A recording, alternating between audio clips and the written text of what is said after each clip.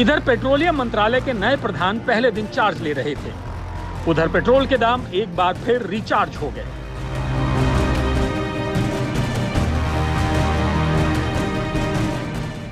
इधर हरदीप पुरी के चेहरे पर नए पेट्रोलियम मंत्री होने की खुशियां बिखरी थीं। उधर तेल और रसोई गैस की महंगाई से आम जनता के चेहरे पर मायूसी छाई थी।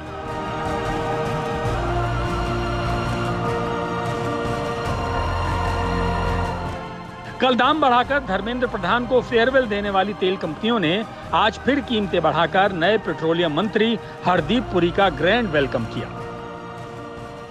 लेकिन देश भर में किसान संगठनों के विरोध प्रदर्शनों ने हरदीप पुरी के पदभार ग्रहण इवेंट के रंग में भंग डाल दिया।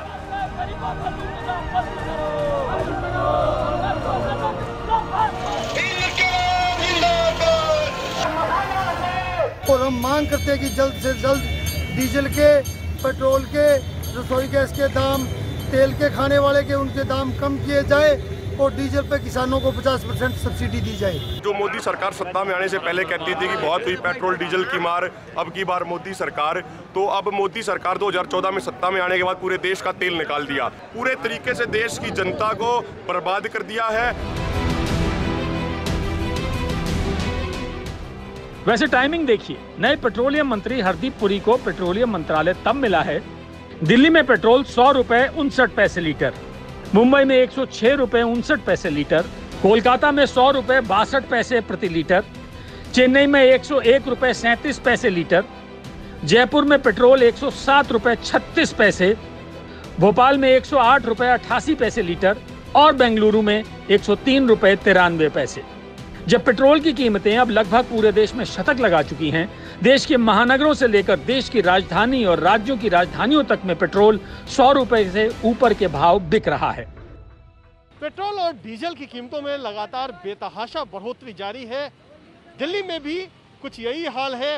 पेट्रोल की जो कीमत है वो 100 रुपए 56 पैसे तक चली गई है।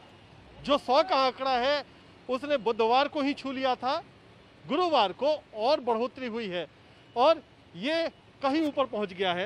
राजस्थान में देश में सबसे ज्यादा श्रीगंगानगर में पेट्रोल और डीजल की कीमतें हो गई है। श्रीगंगानगर में पेट्रोल की कीमत 111 रुपए 52 पैसा है, जबकि डीजल की कीमत 102 रुपए 79 पैसा है। जयपुर में भी पेट्रोल की कीमत 107 रुपए 36 पैसे हो चुका है और डीजल की कीमत 98 रुपए 74 पैसे।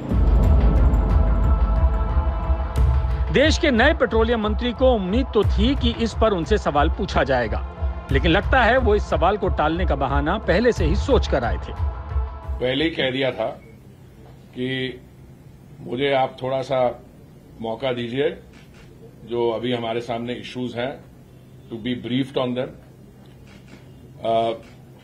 आई would have been surprised if you didn't ask about this question.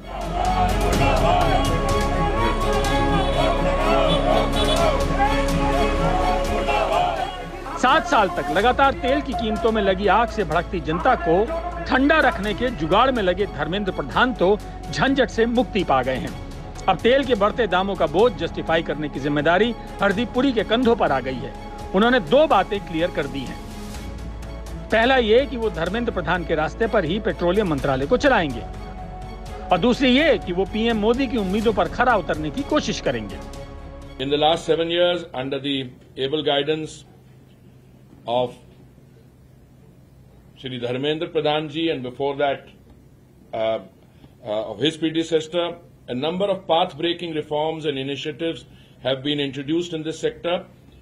My effort will be to take those forward and to fulfill the expectations of the Prime Minister. अब हरदीप पुरी की इस बात का क्या मतलब निकाला जाए? क्या हरदीप पुरी भी तेल के बढ़ते दामों के लिए उन्हीं तर्कों का सहारा लेंगे जिनका जिक्र धर्मेंद्र प्रधान अक्सर किया करते थे और जो जनता के गले नहीं उतरते थे? जिस प्रकार की सरकारों के खर्चे बढ़े हैं, राज्य सरकार हो या केंद्र सरकार हो, कोरोना की महामारी की विभीषिका के कारण अर्थनीति ठप हो गया था। लोगों को रोजगार दिलवाना, लोगों की स्वास्थ्य चिंता करना, विकास कामों में तेजी लाना, अर्थनीति को पटरी में लाना, इसीलिए सरकार की व्यय बढ़ी है। इसीलिए थोड़ा टैक्स के कारण लोगों को भी कष्ट है। कुल मिलाकर ये तेल की बढ़ती कीमतों पर सहन शक्ति का टेस्ट है और यहाँ आपको ये समझ लेना चाहिए कि पेट्रोलियम मंत्री के बदलने का तेल की कीमतों से कोई संबंध नहीं है। दिल में दाम कम होने की उम्मीद रखना भारी पड़ सकता है। आज तक ब्यूरो।